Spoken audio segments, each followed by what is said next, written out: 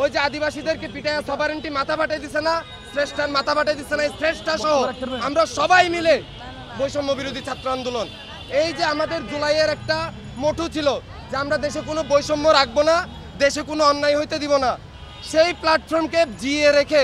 আজকে যখন ছাত্রলীগের একজন চিহ্নিত সন্ত্রাসীকে, একজন চাঁদাবাজকে গতকালকে একটি হামলার ঘটনা হওয়ার পরেও এখনো পর্যন্ত প্রশ্রয় দিয়ে যাচ্ছে, আমাদের প্রশ্নের জায়গা ছিল এইটুকুই, আমরা এই প্ল্যাটফর্মটাকে অন করি, সেজন্য আমরা এই প্রশ্নটা রেখেছি। এই প্রশ্নের জবাবে এবং আমাদের উপর দ্বিতীয় দফা হামলা করার পর আমাদেরই প্ল্যাটফর্ম বৈষম্য বিরোধী ছাত্র আন্দোলন থেকে যেই প্রেস রিলিজটি দেওয়া হয়েছে সেখানে আমাদেরকে কতিপয় বিপদগামী বলে উল্লেখ করা হয়েছে। আমি খুব খুশি হয়েছি যে তারা আমাদেরকে অলরেডি বিপদগামী হিসেবে ঘোষণা দিয়ে দিচ্ছেন, কারণ কয়দিন পরে তো শরীরের ক্ষত চিহ্নগুলো মিলাই যেত, ব্যথাটা ওইভাবে অনুভব করতে পারতাম না, আজকে কলিজায় লাগতেছে। আজকে দেখেন ঘটনার সূত্রপাত কিন্তু যে প্রেস রিলিজ দেওয়া হয়েছে সেখানে মূল ঘটনার কিন্তু উল্লেখ নাই। ঘটনার সূত্রপাত হয়েছে কিন্তু গতকালকে ডেমরাতে, গতকালকে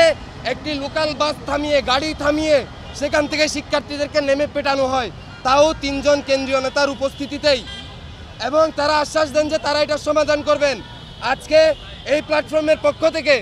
আহতদের সাথে আমরা যারা ছিলাম আমাদের সাথে যোগাযোগ করা হয় যে আজকে দুপুর 2টায় এই বিষয়ে এখানে আলোচনা হবে এবং একটা যথাযথ সুরাহা করা হবে। আমাদেরকে আহ্বান করার প্রেক্ষিতে আমরা 2টায় এখানে আসি, আমরা আধা ঘন্টা অবস্থান করার পর তারপর অবস্থান কর্মসূচি পালন করতে শুরু করি, কিন্তু এই যে প্রেস রিলিজটা দেওয়া হয়েছে সেখানে আমাদেরকে তো বিপদগামী বলা হয়েছে।